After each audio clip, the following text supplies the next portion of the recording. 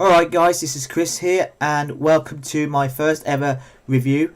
Today we're going to be reviewing the WWE Money in the Bank pay-per-view.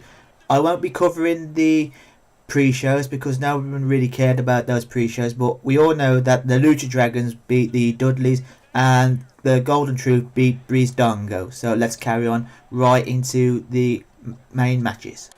The first match of the night was the Fatal 4-Way Tag Team title match between Enzo and Cass, the Vaudevillains, the Club, and the Tag Team Champions, the New Day.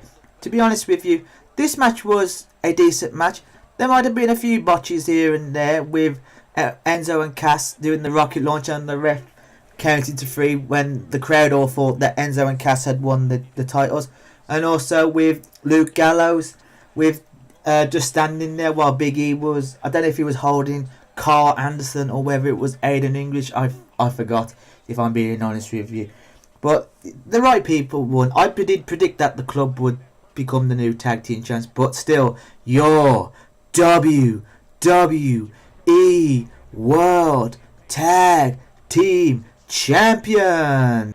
Our second match of the night for the 20th time, well possibly more than that, Dolph Ziggler versus Baron Corbin, and I please pray to God that WWE, this is the last time we see this match, please.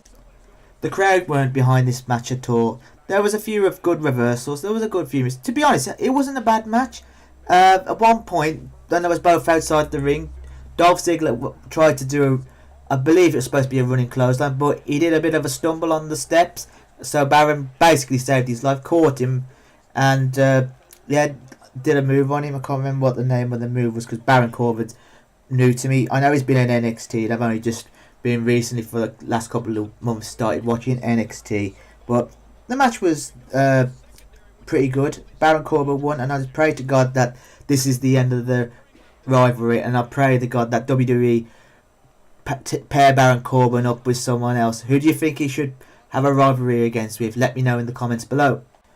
The next match was a pretty strange one, to be honest with you. I actually can't understand why the women's title was not on the line. It could have been a triple threat match, to be honest with you, between Becky Lynch, Natalya and Charlotte, but it was a tag title with Charlotte teaming up with her protege Dana Brooke versus Becky Lynch and Natalya. Yeah, I predicted that Natalya and Becky would have won this match since it wasn't a title match, but Charlotte and Dana got the win. At one point in the match, Dana grabbed hold of Becky and threw her into Natalya at the end of the match, which caused Natalya to attack Becky Lynch, which was quite shocking. I didn't think that Natalya would ever do another heel turn or anything like that. But what do you reckon? Do you reckon it's going to be a heel turn, or do you reckon it's just going to be a one-off so Becky can concentrate on her own career rather than teaming up? Because she has had Paige, she's had Charlotte, and now she's had Natalya stab her in the back. Let me know in the comments below. The next match of the night was Apollo Crews of the New Era versus Sheamus of the New Era. As you know, WWE want to push some New Era. They want the New Era into the main roster. Before the bell even rung, Sheamus did attack Apollo Crews.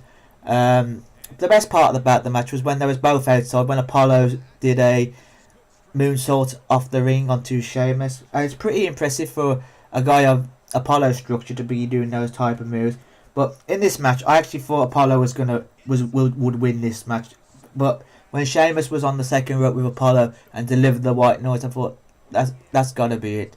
But now this match ended though quite strangely with a roll up, with Apollo getting the 1, 2, 3.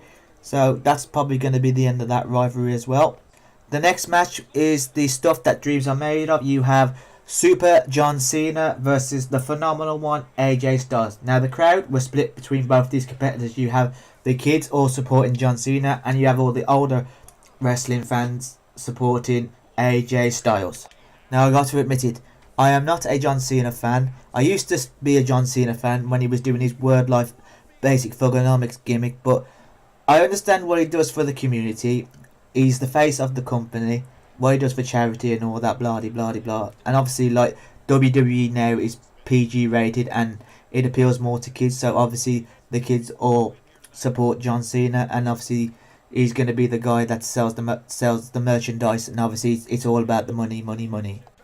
But to me, this was match of the night. Besides the Money in the Bank briefcase match, there was a couple of parts that spoiled it, but all in all, it was a good match. You saw John Cena trying to deliver the AA a couple of times. You saw AJ Styles giving John Cena the Styles Clash, which John Cena actually kicked out. What also spoiled it as well was when John Cena had AJ Styles for the AA and he knocked the referee over, which got Carl Anderson and Luke Gallows to interfere. Well, obviously the ref didn't see it, so the ref can't say nothing about it.